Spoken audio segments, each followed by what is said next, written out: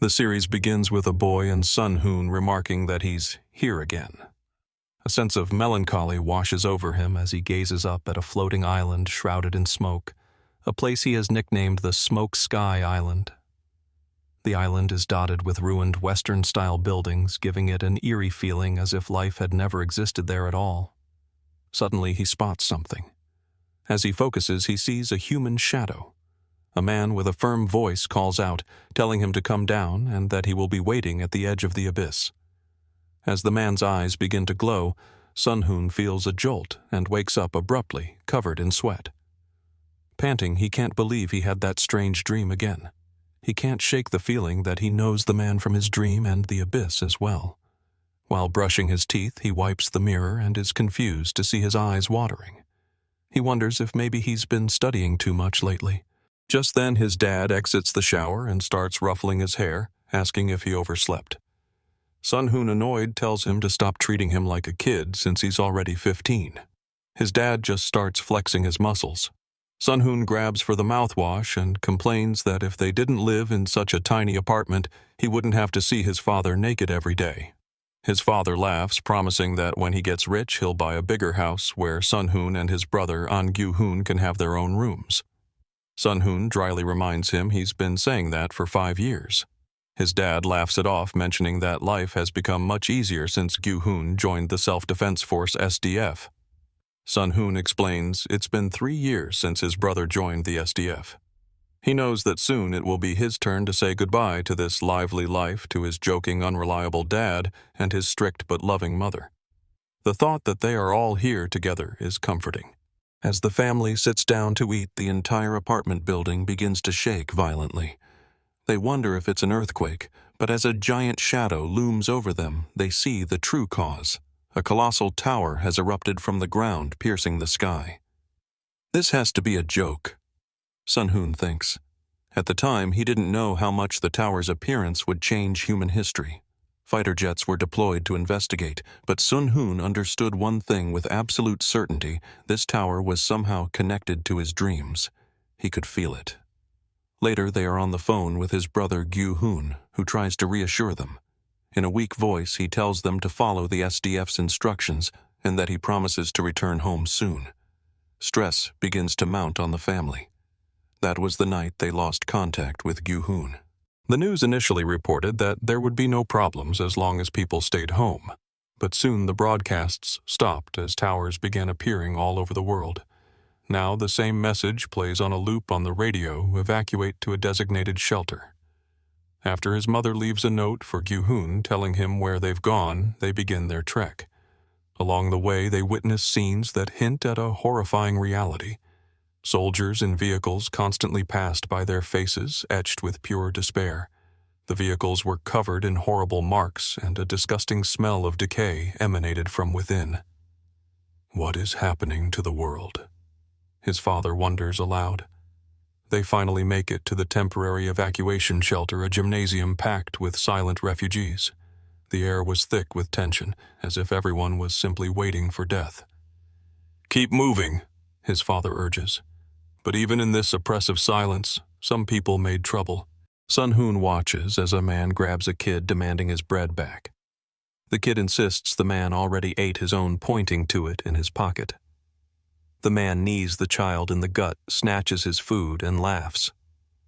"I'm not full yet," he sneers. "It's only for a few days, it's not like you're going to die." As the boy cries, Sun-hoon's dad puts a hand on the bully's shoulder. "What do you think you're doing?" The man tells him to mind his own business, but Sun-hoon's father insists he give the bread back. The man rears back to throw a punch, but Sun-hoon's dad is faster, delivering a swift kick to his head that knocks him to the floor. After returning the bread to the grateful child, he glares at the bully, who clicks his tongue and walks away, vowing, "I'll remember this." Sun-hoon calls out to his father, who tells him not to worry and that he'll keep an eye on the man. Sun-hoon thinks to himself that even in death he will never forget that man Ogi Kagawa, a real piece of work who took pleasure in bullying Sun-hoon throughout his school life. Suddenly, a soldier runs into the shelter. "This is an emergency. Everyone must exit through the back and get into one of the trucks immediately. The civilians demand to know why. It's confidential."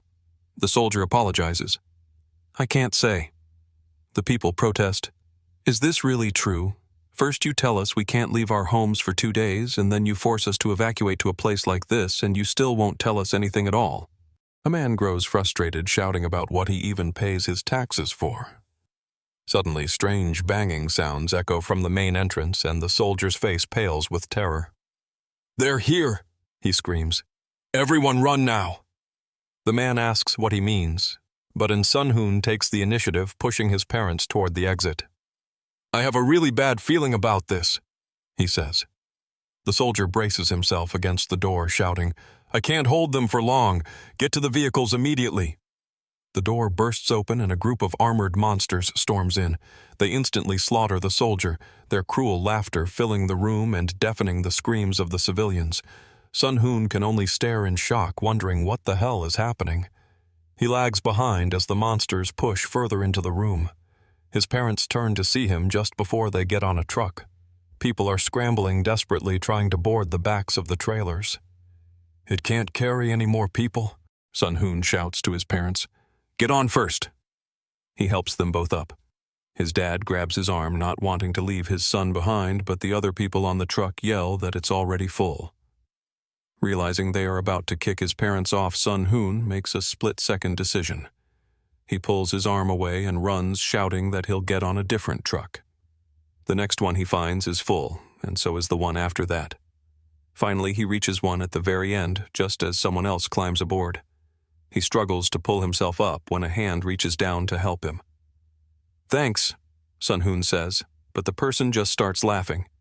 Are you really saying that in this situation? Sun-hoon looks up in fear.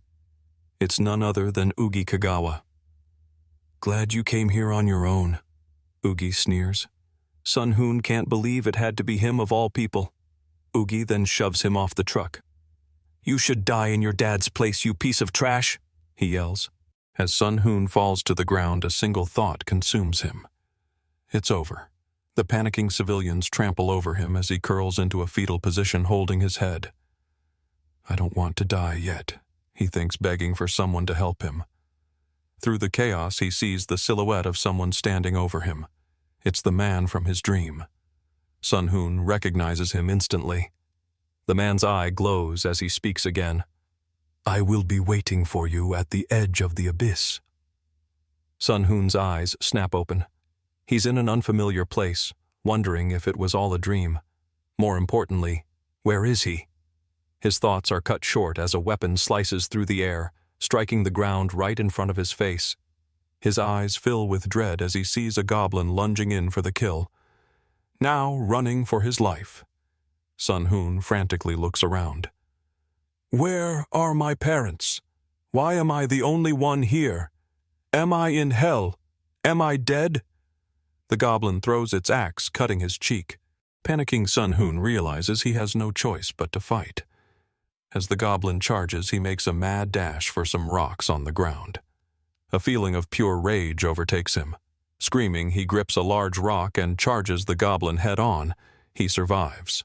Looking down at the creature's corpse, he notes it looks like something straight out of a game. He wonders what to do next when he notices a black symbol on its chest, the Roman numeral I. Suddenly the ground shakes, and a black crystal emerges from the goblin's chest, its bones turning a purple color. The crystal floats out and shoots straight through Sun-hoon's sternum. He braces for the worst, but instead, lightning arcs from the scar on his cheek as his wounds begin to heal. Not only that, but he feels much stronger. Did I just level up, he wonders, just like in a game? He grabs the goblin's weapon, figuring he should scout the island for more monsters. After a full lap around the floating island, he finds no other monsters and no other paths. His only option is a set of stairs leading down into the darkness below the island. He cautiously approaches the edge. It's just like the Smoke Sky Island from my dreams, he mutters. This looks really bad. He slowly makes his way down the steps, paranoid that monsters are waiting to ambush him. Unlike a game, he's not willing to test if he can respawn. Finally, he reaches the bottom and enters a dark passage. Inside, a single lit torch illuminates a stone tablet with strange text. Though he's never seen the characters before, the meaning flows directly into his brain. It reads, "The fragments belong to the bearers. By acquiring all of them, one shall earn the right to leave the abyss." So I'm in the abyss, he realizes, and I have to collect all the fragments to get out. A smile spreads across his face. At least now he has a clear goal and feels motivated. The monster he fought wasn't that strong. He's sure he can handle whatever comes next. He pushes through a set of gates and emerges into a new area. The first layer of the abyss was 900 millers, with one monster bearing the number I. The second layer was 1/800 millers, and one of 2 wolves had 2 carved into it. The third layer was 3/600 millers, and one of 4 small snakes was marked with 3. He quickly learns the rules. The fragments, which are the key to the next tier, are only inside monsters bearing these numbers. The higher the number, the stronger the monster. More concerningly, the area and the number of monsters double with each new layer he descends. But he isn't just following along. He is getting stronger with every stage. He slams his fist into the back of a giant monster, killing it. As he ascends through the layers, the variety of monsters continues to increase. On the 12th floor, he encounters the same type of monsters that attacked the shelter. Now they are no longer a match for him. His senses begin to numb from the endless slaughter. The number of monsters becomes astronomical. By the 30th floor, their numbers reached over 500 million. Finding the key-bearing monsters was like finding a needle in a haystack, but with pure dedication he ripped apart every single creature in his path. Some key-bearers were protected by hordes, while others hid in caves. The sheer time it took to kill every enemy began to wear him down mentally, but he kept going, leaping into battle against absolute units and even a giant demonic centipede-like monster. He continued his conquest, leaving nothing behind on his relentless push forward. Now, on the 42nd layer, he faced a staggering 2 trillion monsters that he had to comb through. And Sun Hoon begins to laugh like a maniac, his sanity long gone.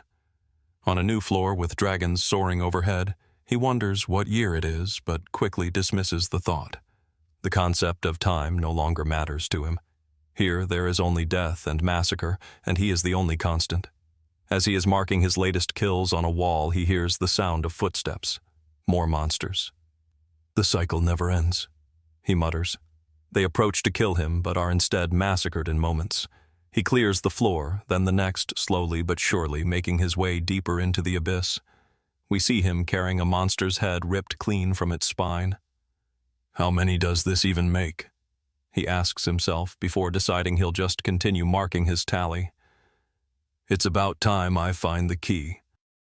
Suddenly, his makeshift chalkboard is destroyed, sending debris flying everywhere. A giant hellish centipede appears directly in his face. Sure was one hell of an entrance, Sun Hoon says dryly. Are you the key? As it lunges, he dashes off the ground, breaking the sound barrier multiple times. No matter how strong you are, he says, it's all the same to me at this point. He effortlessly rips the creature apart.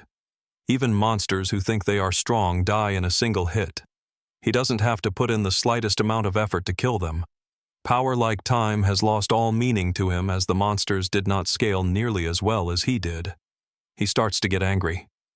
Where the hell is the 42nd layer's key? Come out and fight me, I've had enough of this. We then get a recap. 20 years ago, towers suddenly appeared across the world. Before humanity could make sense of them, monsters poured out and nearly wiped out all of existence. That day became known as Judgment Day. A handful of survivors awakened to a mysterious system gaining access to combat stats and overwhelming power. These awakened, rebuilt human society and founded hunters' guilds. The scene cuts back to Sun Hoon, who is chasing a wolf. Wait, I'm trying to see what's on you. He is surprised when magical chains wrap around the wolf. He hears a human voice say, I just used an advanced transfer scroll. We can't let that summon go through. Sun Hoon recognizes the language and sees the wolf floating up towards a magic circle in the sky. Is that an exit, he wonders. This is my only way out. He crouches down and bursts straight up toward the portal. A system window gives him a warning. Abyssal summoning is unable to transfer more than 2 living beings. The message repeats, but Sun Hoon shouts, "I won't let anyone get in my way." He locks onto the wolf and dashes toward it. Back on Earth, in a graveyard, a girl in heels runs in a panic. This is Sonozaki Kaede. Her foot gets caught in a vine and she falls face first into the dirt with a scream. "This is bad," she says, sweating nervously. "What a pain," a voice says. A group of hunters corners her. "Just hand over the advanced transfer scroll already." The group consists of a level 34 druid, a mage named Aika, who notes that a level 60 scroll isn't something a level 19 like Sonozaki can handle, a level 35 swordsman named Chuta who threatens her, and a level 38 barbarian named Takeshi. "Hunter-on-hunter combat is forbidden," Sonozaki protests. "You're breaking the rules." Takeshi licks his lips. "What rules? I make the rules here." He stabs his sword into the ground in front of her face. "Give us the scroll and I might let you keep all of your limbs." Realizing she is cornered, Sonozaki decides to use the scroll. "Stop her!" they yell. Takeshi gets pissed and swings his massive sword at her. "Hand over the scroll." His sword hits only dirt. She has teleported a short distance away. "If I'm going to die, I might as well drag you all down with me," Sonozaki declares, activating the scroll. "It's a force summon," Aika yells. "No one can control an advanced monster dragged in like this. We're done for." They charge in to stop her, but it's too late. Lightning swirls in the sky, striking the ground and opening a rift. They all sweat nervously as the light intensifies. Chains flash out from the portal and slam into the ground. It finally appeared. They say only to see a low-level 3-headed Cerberus emerge. They burst out laughing. "We were scared of this," one of them scoffs, throwing it a bone. "Cute." Sonozaki stares in disbelief, wondering why this is all that came from her powerful scroll. Her question is answered when a hand bursts through the portal, rips the Cerberus in half, and sends its body flying. And Sun Hoon has appeared. The hunters freak out, shouting that he's a humanoid monster. Sonozaki looks up in terror, but Sun Hoon just looks at the sky and screams with laughter. "I finally made it out. I can't believe I actually managed to escape that place." He continues to laugh maniacally as they all watch in stunned silence. "Just hearing that laughter made my whole body freeze up," Takeshi says. Aika asks, "Who the hell is this?" His pressure is no joke. And Sun Hoon notices the girl and approaches her, moving so fast he leaves after images. He smiles down at her and grabs her shoulders, asking, "Is this Earth?" "Of course it is," she replies. "I've finally returned," he says, relief washing over him. Then, looking at the hunters, he asks, "Are you all cosplayers or something?" Offended, they charge at him. "Don't underestimate the Tiger's Roar Guild." Takeshi and Chota's blades strike Sun Hoon's back but shatter on impact. He turns annoyed and Takeshi screams, "He's a monster!" The word monster echoes in Sun Hoon's head. His vision blurs and he sees Takeshi as an orc from the abyss. He grabs the man by the throat, his voice cold. "Show me your number." Takeshi, confused and terrified, has no idea what he's talking about.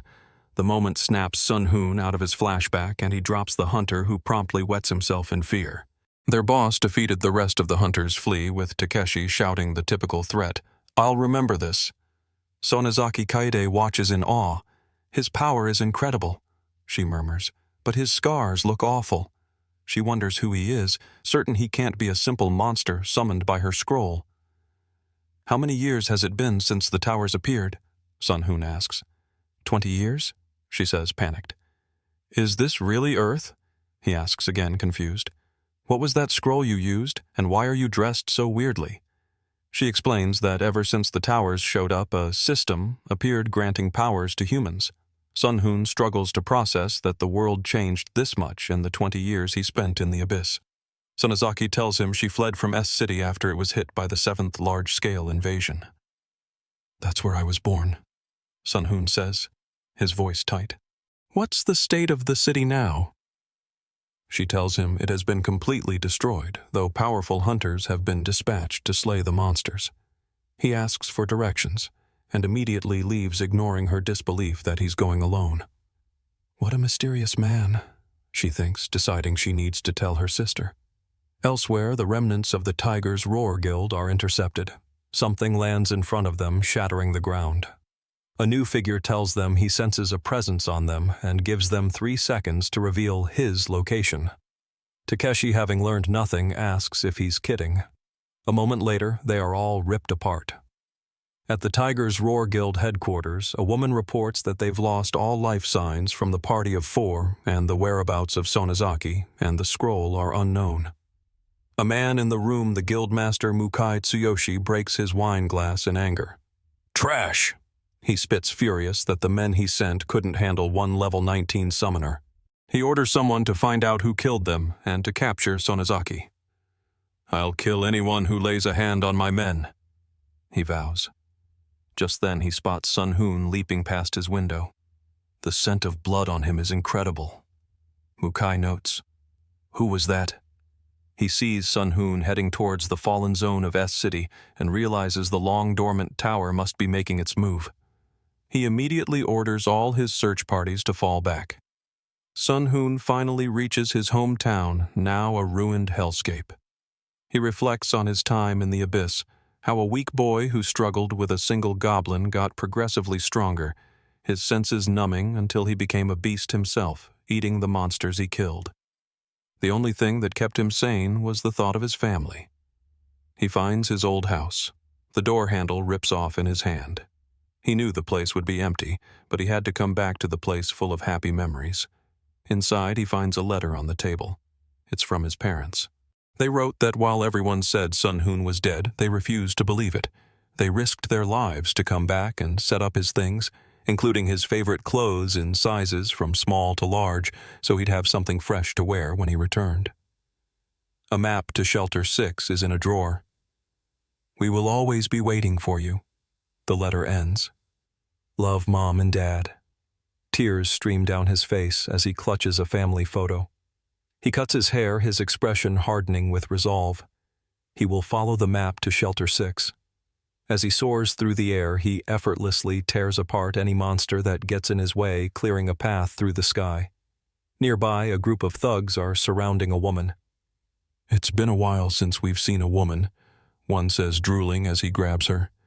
"Some things never change," a voice says. Sun Hoon appears. "Trash." The thugs charge him, but with a flick of his wrist he sends a wave of sheer wind pressure that knocks them back. He slaps one so hard he likely kills him, then effortlessly dodges another's sword, grabbing his arm and kneeing him in the face. The leader, the molester, demands to know who he is, declaring he's part of the Tiger's Roar Guild. Sun Hoon stares at him, a cold recognition dawning. "Ugi," he says. "It's Ugi Kagawa." He had been so focused he hadn't recognized him.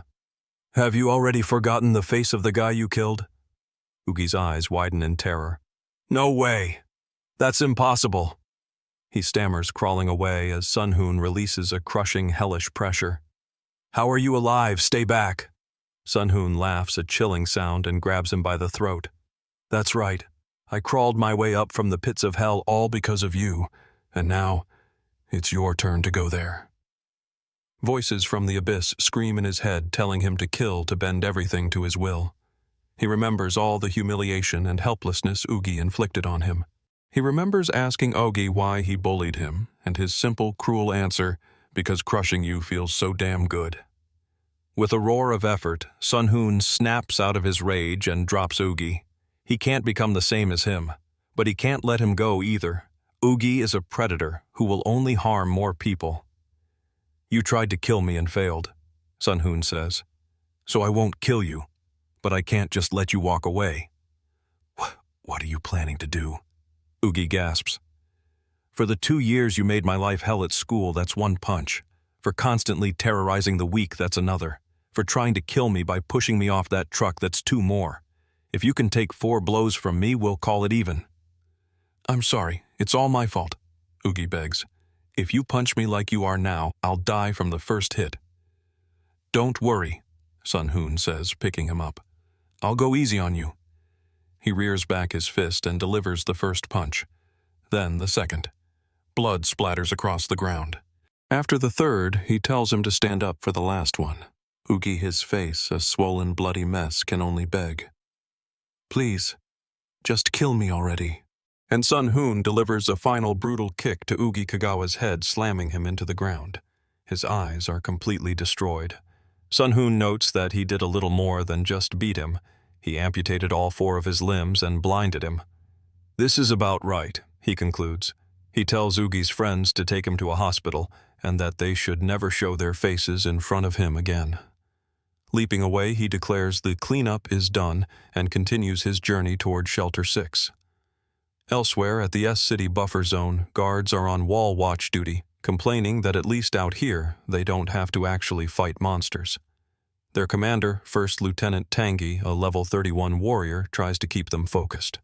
One of the privates, Shoki, a level 22 warrior, dismisses the danger, saying monsters barely show up. He is killed in the very next moment. A monster has appeared, a child of Kraken, a level 45 shell type. The soldiers get into formation and open fire, but their bullets deflect harmlessly off its shell. Realizing their weapons are ineffective due to the high-level difference, they brace for its attack. Tangi orders them to spread out, but the first soldier is cut in half by its initial swing. Seeing his friend die, another soldier grabs a bundle of explosives and charges the monster, vowing to take it down. As his comrades provide covering fire, he gets right underneath the creature. It raises its tentacles to slam down, but stops just shy of his face. The soldiers are confused as the monster suddenly looks terrified. It covers its eye and shifts into a defensive stance. Unsure of what it's scared of, the soldier sees his chance. "This is for my friends," he yells, throwing the explosive. The bomb engulfs the monster in flames, but the attack does minimal damage. The monster glares at them virtually unscathed and prepares to kill the soldier. Just then, Sun Hoon lands directly on the monster, crushing it instantly and saving the soldier. Tangi stares in shock. Was this what it was scared of? He wonders. He notes that the man killed a monster that survived an explosion with a single hit, a feat of S-rank destructive power. He has never seen this hunter before, and resolves to find out who he is. Tangi activates his special skill, Inspect, which allows him to view detailed information about a target. Tangi is shocked. The system alert simply reads, "Show your respect." The mental backlash causes him to grow dizzy and collapse. The other soldiers rush to his side, calling for a medic. Sun Hoon turns to them confused. "There's something I want to ask," he says. He asks how far evacuation Shelter 6 is from there. A soldier tells him it's 50 kilometers to the north, but he has to go through Area X. Area X, he explains, is where they are holding back a monster rush by concentrating them there to minimize damage. Sun Hoon asks how strong the child of Kraken was to them, and they confirm a level 45 is a tough opponent. He then asks how many monsters above level 45 are in the monster rush. The soldier guesses no more than 100, adding that humanity would be extinct if monsters that strong were common. Sun Hoon nods and says he'll head out. The soldier pleads with him to go to Area X, saying a strong hunter like him could save many lives. Since it's the shortest route to Shelter 6 anyway, Sun Hoon agrees, promising to defeat any monsters unfortunate enough to cross his path. Sometime later, Tangi wakes up in a medical tent. He learns he was out for about 10 minutes, and that the man who saved them went north towards Area X. A sudden dread fills him. "We need to contact the Central Command Center immediately," he orders. A soldier sends the message via emergency radio, but wonders why. Tangi explains that this operation is highly classified. Area X isn't just a containment zone, it's a bombing zone. At the command center, an emergency call comes in from Tangi's unit. The central commander, Renji Kumagaya, a level 58 flame mage, takes the call. Tangi reports that a mysterious hunter has entered the bombing zone unaware of the operation. Renji is dismissive, but Tangi insists an emergency broadcast is in order. "He's very strong. We can't have him die like this," Renji scoffs. "A hunter whose level you don't know went into a bombing zone and you want an emergency broadcast for him." A woman beside him jokes that the hunter will be dead before the message even goes out. The blonde woman the Western commander interjects. She is Miya Sonozaki, a level 73 Golem Tamer. She tells Renji that Tangi is a carefully trained soldier and wouldn't risk interfering with an operation for a trivial reason. She addresses Tangi directly. "If you cannot give me a convincing enough reason, I will personally put you on a military tribunal." Under pressure, Tangi reveals the truth. The person slew a level 45 child of Kraken in a single hit. Mia is surprised, realizing he's more powerful than an A-rank hunter. Renji argues it's impossible, as all S-rank personnel are accounted for elsewhere. Mia then asks why Tangi couldn't see his level with Inspect. He embarrassingly admits that after using his skill, he lost consciousness due to information overload. This means the mysterious hunter is at least over level 100. Renji grows serious, but the Eastern commander Nao Yuasa, a level 44 rock mage, argues that they cannot abandon their military responsibilities for one person. He explains that thousands of troops are involved and an emergency broadcast would cause the monsters to react and rush to one place, breaking their containment lines and ruining the entire operation. If that were to happen, Nao Yuasa argues, the area would fall in an instant and tens of thousands of soldiers would lose their lives. Saving one person, even an S-rank hunter, is not worth that risk. I'm sorry.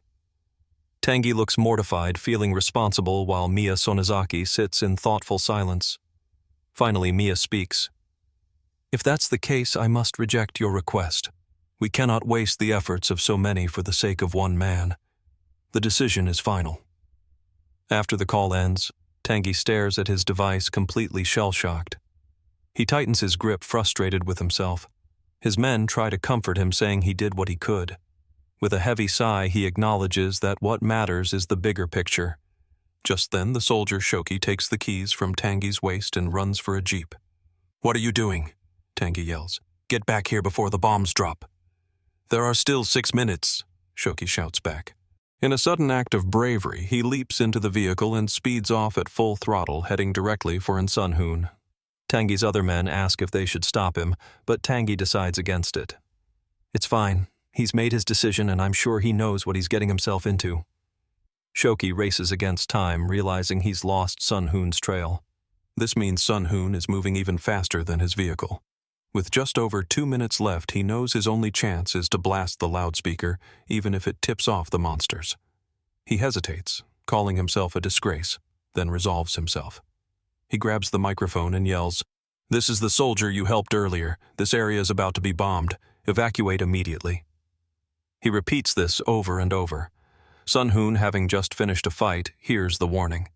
He realizes this explains the lack of hunters. The monsters themselves aren't a threat, but he's not sure he can survive a bombing. He can't let the soldier who risked his life to warn him die here. With only 30 seconds left, dragons descend from the sky, landing in front of Shoki's jeep. "I really did attract them," he mutters, trying to get away. A monster's corpse lands in front of his car, blocking his path. Sunhoon taps on the window. Shoki rolls it down, relieved to see him alive. As Shoki explains the bombing, the timer hits 0. Jets fly overhead, dropping a payload of missiles. The entire area erupts in explosions. A monster with a shimmering shield protects a large group from the bombs. As debris flies toward them, Sunhoon stomps on the ground, using his sheer strength to raise a massive earth wall that deflects the incoming shrapnel. Back at Central Command, Renji Kumagaya is informed that the bombing is complete. He orders drones to assess the damage, but the operator reports no signs of life have been detected. The monsters haven't escaped. They are all still inside the bombing zone, and those at the center are completely unscathed. Both Renji and Mia are stunned. They pull up the drone feed and see the monster with the shield. What shocks them is the person standing on its shoulder, a robed figure who seems to have come from the abyss. He looks directly at the drone and shatters it. One by one, the other monsters begin destroying all the drones. "We've lost all communication," the operator reports. Mia realizes the monsters knew they were being scouted. They order a full retreat, but the monsters aren't heading for the walls. They are all heading for Area B-22, the mysterious hunter's location.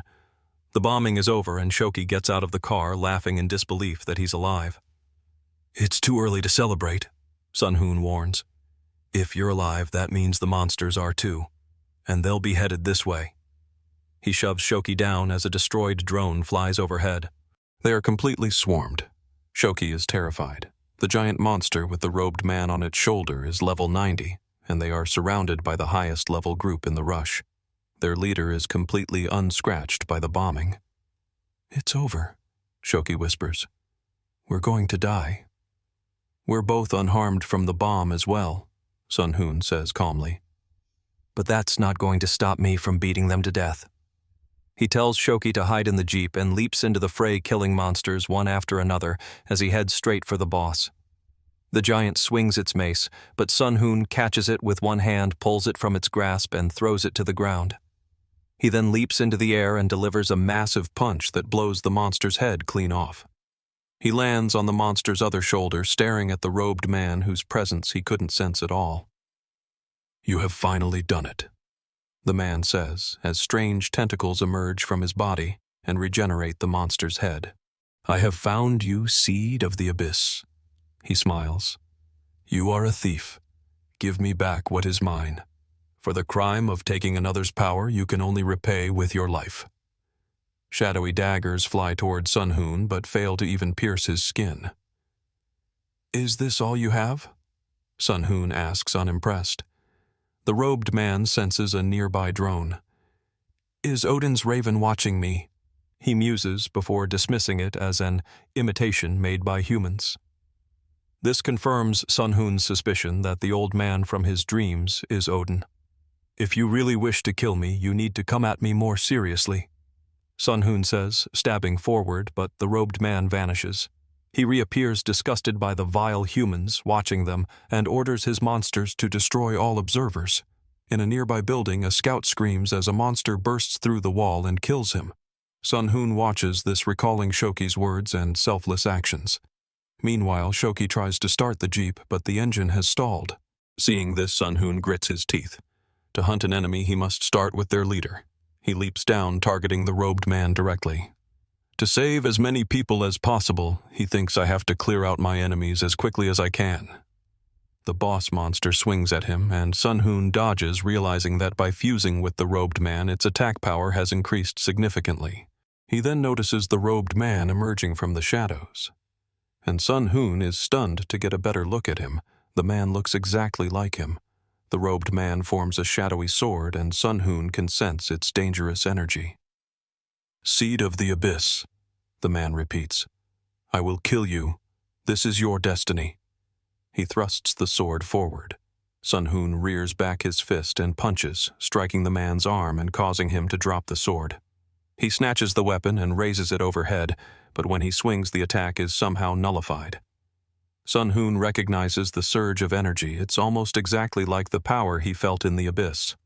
The robed man, looking frustrated, says, "Is sealing another's weapon all you're capable of?" With a wave of his hand, the sword vanishes from Sun Hoon's grip.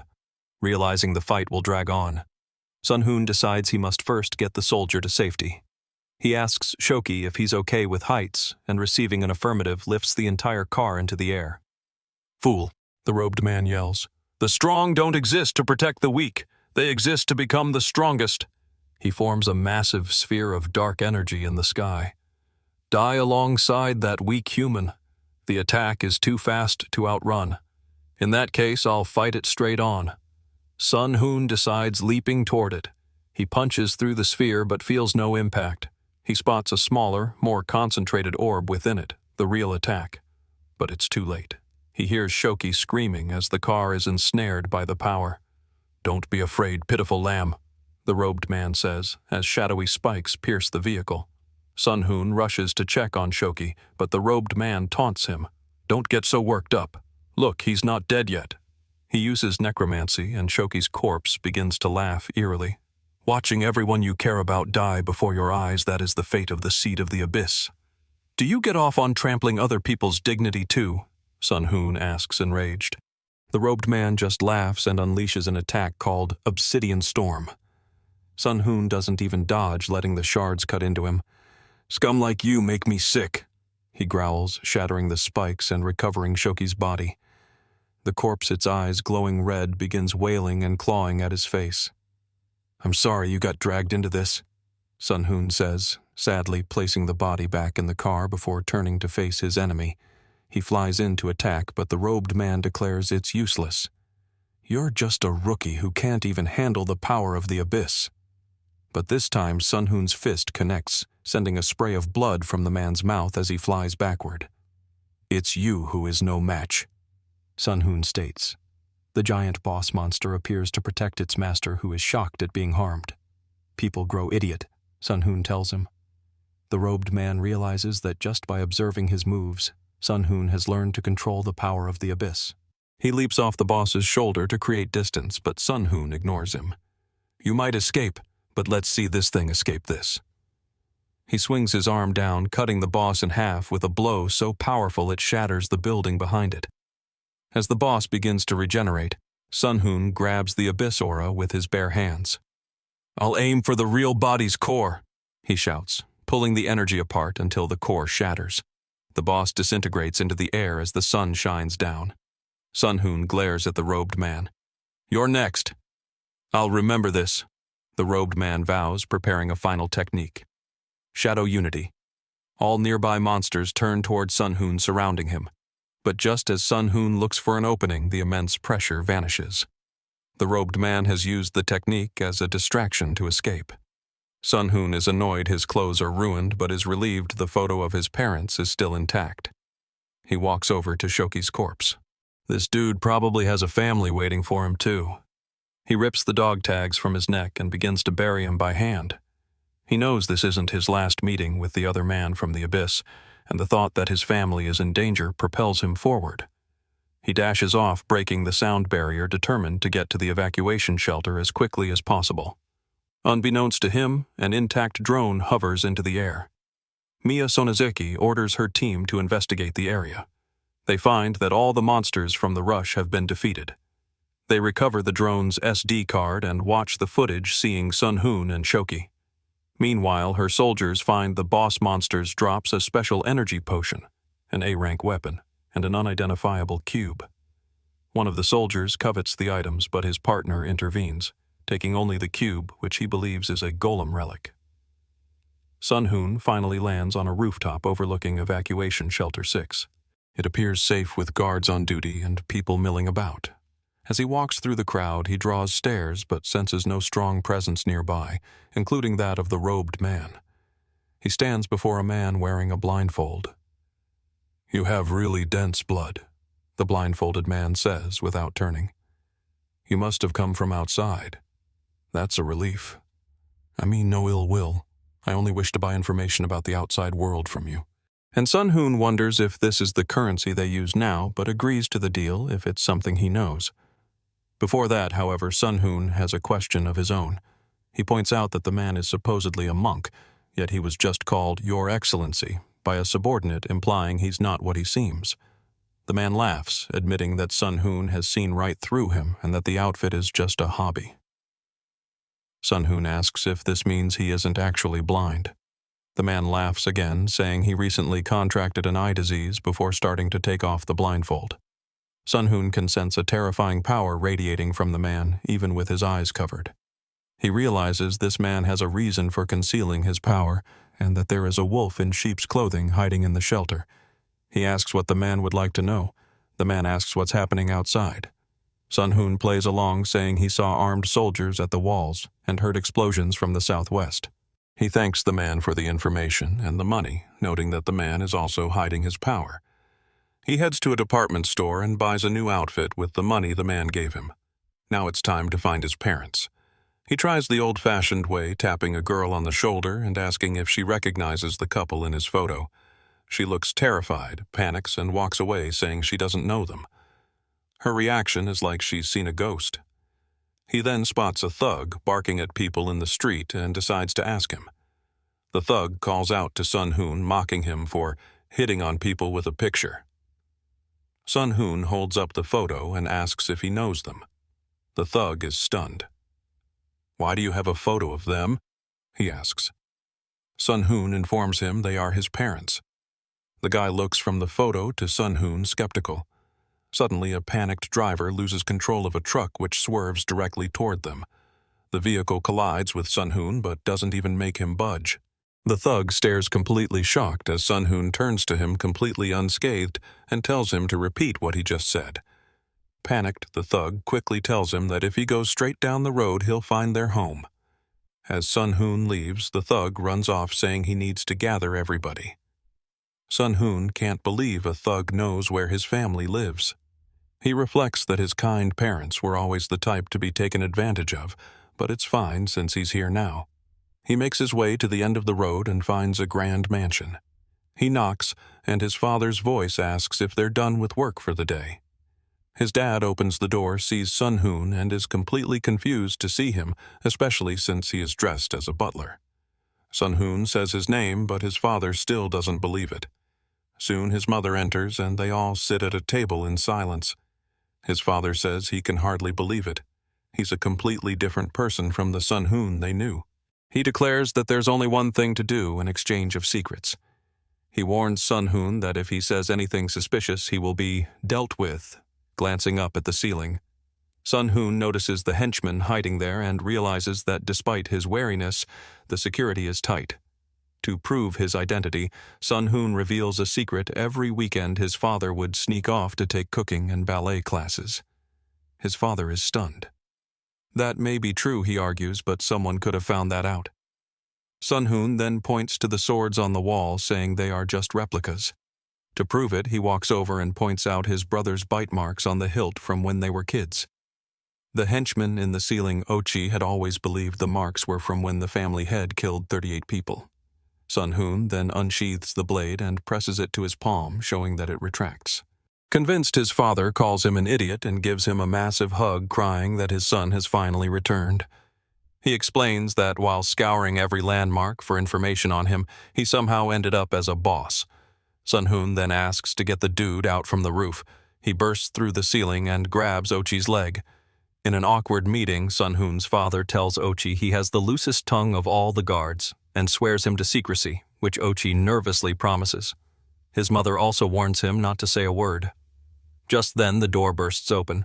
It's the thug from earlier here to warn his boss about a white-haired guy looking for him. He sees Sun-hoon already sitting there and panics, asking if he's planning on doing something to his boss and accusing him of being from the Tiger's Roar Guild. Sun-hoon grabs the man's shaking knees and tells his dad to introduce him. His father explains that Sun-hoon is his son who has been missing for 20 years. He starts to state his level, but stalls as he has no idea. Sun-hoon clarifies that he doesn't have the system. The men are incredulous. The thug with the broccoli-like hair points out that without the system, no matter how hard someone trains, they can't get past level 10. He recalls Sun-hoon getting hit by the truck, realizing that a mere beginner would have been hurt. Sun-hoon suggests they try to see his level with their system. The thug then remembers that without the inspect skill, you can't see another player's level, only a monster's. And Sun-hoon's father confirms that the inspect skill is rare. The thug with the broccoli hair points out that the boss has it, so Sun-hoon tells his father to take a look. As they all gather around, Sun-hoon asks his mother if she wants to check too.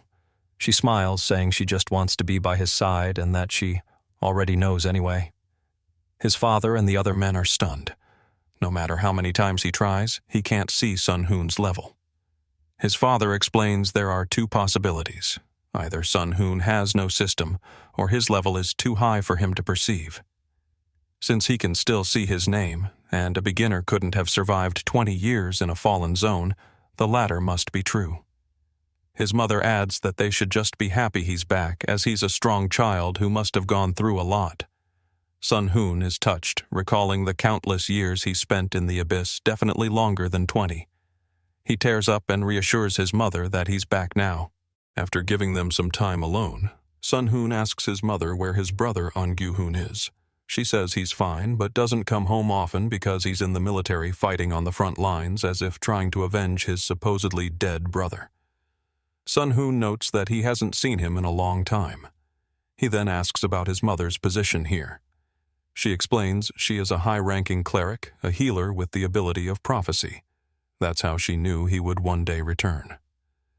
Sometime later, the vice president of the United Guilds, Juro Washima, arrives. He reports that the Tiger's Roar Guild is connected to the army just as Sun-hoon's father suspected. They have been manipulating supply reports, shorting the United Guilds on points while reporting the full amount to their bosses. Sun-hoon's father decides he will go to Tiger's Roar and straighten this out personally. Overhearing this, Sun-hoon realizes his senses have become so sharp from the black shard that he can hear conversations from far away. Worried about his father, he tells him he's coming along. Juro, not knowing who he is, questions this. Sun Hoon's father explains he is his long-lost son who doesn't possess the system. Juro is surprised, saying that without job skills, he'll be dead weight in a fight and should sit this one out. Sun Hoon's parents agree. Sun Hoon realizes they see him as a normal human and decides to hide his real power to avoid dragging his parents into danger. As his father's group heads out, his mother reassures him that his dad is very strong and that her visions have told her he will be safe. Sun Hoon then asks his mother about the situation at the shelter. She explains that after Judgment Day, his father became awakened and started the United Guilds to manage the shelters, hoping to find him. But several months ago, the Tiger's Roar Guild set up a branch here and their conflict has never stopped. The military can't intervene because Tiger's Roar is overwhelmingly strong and has cleared many towers, providing valuable information. They also have an Ezra, an awakened chosen by a tower deity, which is their trump card. The United Guilds, while beloved, have never cleared a tower and are the only guild in the Union without an Ezra. Sun Hoon is surprised that his parents' Yakuza-like guild is so beloved. His mother laughs, saying the aesthetic was just her preference as she wanted everyone to be happy and full of energy. She tells him to take a nice bath, and as soon as she's gone, he focuses his senses. Realizing the situation is more serious than he thought, he leaps out the window to follow his father. His mother watches him go, sighing that children can be such a handful. Sun Hoon follows his father, Sakuya, and his men from above. Suddenly he feels dizzy and hears the robed man's voice in his head. "I won't let you run away." He can't sense the man's presence at all, meaning he must be in Shelter 6. The voice repeats, "It's all because of your soul. I've already marked it." Sun Hoon sees an illusion of the man and punches where his head was, but it dissipates. He realizes he shouted too loud when spotlights from the ground shine on him. The illusion disappears.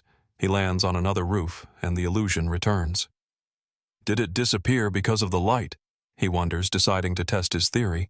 And Sun Hoon heads out onto the street, standing under a lamppost. He figures it out: if he stays in the dark for 7 seconds, the soul marking activates. He gets dizzy, and he starts unconsciously imitating the robed man. A woman spots him, and he gets embarrassed. He realizes that when he walks under a light, a screeching noise rings in his head, and the marking eventually disappears. This is why he didn't experience it before, thanks to the sunlight and the lights in his parents' house. He knows he needs to keep his guard up and find his father. As he walks, he realizes that with the United Guilds no longer useful to the military, his father could be in real danger from the Tiger's Roar Guild. He resolves to protect his parents even if it means killing everyone. He finally reaches his destination, wondering how his father plans to handle the discussions. He recalls his father's words, "Violence should be the last resort." Suddenly, he hears the men yelling. "It's been a while since the boss drew his sword," one exclaims. "The last time he left a 20-meter-long scar on his opponent." Sun Hoon sees his father, Sakuya, charging up an attack, his eyes glowing red. "Come out and face me like a man." Sakuya yells at someone named Tsuchida before swinging his blade and cutting a building diagonally in half, causing it to explode. Sun Hoon is stunned by his father's strength. He asks one of the men if the boss has always been like this. The man explains that at first Sakuya believed the military would fix things. But he learned that as long as hunters are doing their jobs, the military doesn't care about a few fights. Resolving things with fists became the quickest way. Unseen, the blindfolded monk, whose real name is Yukio Shuzenji, a level 75. Arhat watches from above. He uses his skill, Keen Eye, on the remains of the level 90 boss Sun Hoon killed, and is frightened by the power required to tear it apart so cleanly. He decides to act with caution and puts his blindfold back on, which downgrades his visible level to 45. Back at the destroyed building, Tsuchida yells out, calling Sakuya a bastard. Sakuya retorts that annoying bastards like him have appeared and that he should have killed him back then. As Sakuya starts to unsheath his blade again, Tsuchida looks nervous but continues to taunt him. Suddenly, a man with a clipboard appears. It's Usui Osamu, a level 63 assassin from the military. Sun Hoon immediately recognizes him as the soldier supporting Tiger's Roar and senses he's here on purpose. Usui cites Article 15, which forbids dueling in shelters, and says Sakuya will be arrested. Sakuya realizes this was their plan all along: provoke him, then use the law to arrest him. Once imprisoned, they can make him disappear and crush his guild. Usui says the sword marks are clear evidence. Sakuya laughs, claiming he was just trying to renovate the building. Usui smirks. It's not up to you to decide. If I say it's evidence, then it is. Soldiers appear on every floor pointing guns at them. Sakuya's men yell for him not to give in, but Sakuya tells them to calm down, knowing the soldiers won't fire while they're in range. He knows a level 63 assassin will be tough, but if he can take Tsuchida hostage, they can get through this. As he unsheathes his blade, Tsuchida casts Sword Shield, confident it can block Sakuya's attack. Usui tells Sakuya to make his decision. Juro and the others look on, anxious. Sakuya raises his blade, then lets it go, a secret signal to attack. As he drops his sword, Tsuchida is surprised, but Sakuya dashes past Usui toward him, resummoning his blade. As Tsuchida's shield forms, Juro extends his hands and rocks from the ground, coat the tip of Sakuya's blade, turning it into a hammer. The hammer smashes the shield to pieces, sending Tsuchida flying. As Sakuya reaches for Tsuchida, Usui warns him that if he lays a hand on him, he'll be executed. Juro creates a rock wall to stop Usui. Tsuchida orders his men to kill Sakuya, but Juro creates a barrier around Tsuchida, blocking the bullets. Just as Sakuya is about to grab him, Tsuchida vanishes. Usui explains that an ally trapped Tsuchida in the shadows using lingering magic on his shield, meeting the conditions for his skill, Shadow Trance. With the hostage gone, Usui orders his men to kill Sakuya. Just as the soldiers are about to fire, Sun-hoon appears directly behind Usui. I too would like to know what you're so surprised about, he says calmly. Usui is shocked that someone managed to sneak up on him. He reaches for a potion and throws several poisoned daggers at Sun-hoon. The men around them start to collapse, foaming at the mouth from the deadly miasma. Tsuchida sneers that at least Sakuya's ally is dead, but they see Sun-hoon still standing, holding both Usui and Tsuchida. How the hell can you still move? Tsuchida screams. This is strong enough to kill a level 90 boss. Usui looks on in horror. The man is an absolute monster. He caught the poisoned daggers with his mouth, and the poison isn't even affecting him. He's a monster. Both men look up and realize their attacker is a young man with white hair. And Sun-hoon spits out the daggers he just caught from the commander, looking at the two of them with a cold gaze. Where do you think you're going? The shield user Tsuchida is terrified. It's been a long time since he's felt so overwhelmed. He knows that an awakened's stats are intelligence, perception, strength, agility, and constitution. For this monster to withstand a deadly poison, his constitution must be on par with a level 100 player. Tell your men to lower their weapons, Sun-hoon repeats. The commander Usui, gritting his teeth, suddenly turns and grabs Sun-hoon using his skill, Shadow Grasp, to lock him in place. Now, act now, he yells. But Sun-hoon, seemingly unbothered, simply throws a punch, sending both men flying hundreds of meters. They land near Sun-hoon's father, Sakuya Mukujima, who is stunned by his son's incredible power. He sees that both Usui and Tsuchida are unconscious. Suddenly, Usui's eyes turn black, and his body dissolves into shadow, reappearing behind Sun-hoon. No one can react to my shadow image, he thinks, plunging his knife deep into Sun-hoon's back with a satisfied smile. But the blade doesn't even leave a scratch. How is his body so hard I can't even pull it out? Before Usui can react, Sun-hoon's arm swings around and punches him in the face. Despite his speed as an assassin, Usui can't fully dodge. The mere force of the air from the punch injures him. What the hell, I have to retreat. But before he can finish the thought, Sun-hoon is in front of him, slamming his head into the ground and knocking him out completely. Sun-hoon calmly walks through the stunned soldiers, carrying the unconscious commander. They look at each other, wondering who would dare fight this monster. I'll leave the other one to you, Dad, Sun-hoon says. Let's go home. A few hours later, at the Mukujima residence, Sun-hoon's mother asks if everything has been resolved.